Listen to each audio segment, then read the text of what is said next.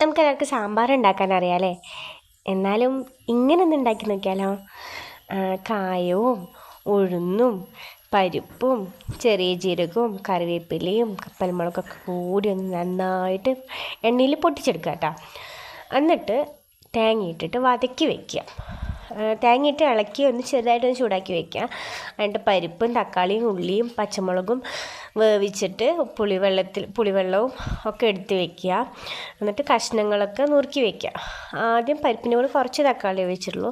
പിന്നെ ബാക്കിയുള്ള കഷ്ണങ്ങളൊക്കെ നമ്മൾ ഇങ്ങനെ വെള്ളത്തിലിട്ട് കഴുകി വൃത്തിയാക്കി വയ്ക്കുക. ഒപ്പം വെണ്ടയ്ക്ക ഉണ്ടെങ്കിൽ വെണ്ടയ്ക്ക ഒന്ന് ചൂടാക്കുക. പച്ചമുളകും ചെറുള്ളിയും കൂടി ഇട്ട് നന്നായി മൂപ്പിച്ച് ചൂടാക്കുക.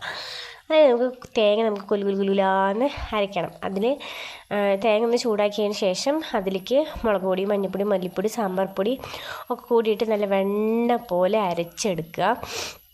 എന്നിട്ട് പരിപ്പിൽ കഷ്ണങ്ങളും വെള്ളവും തേങ്ങയും കൂടിയിട്ട് ഒഴിച്ചിട്ട് നന്നായിട്ട് തിളപ്പിച്ച് വേവിച്ചെടുക്കുക. എന്നിട്ട് നമ്മുടെ വറവ് അതിലേക്ക് ഒഴിക്കുക.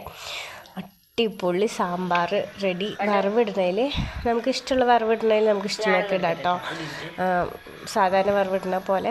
എന്നിട്ട് ഞങ്ങളുടെ ഇന്നത്തെ സ്പെഷ്യൽ ഇതൊക്കെയാണ്.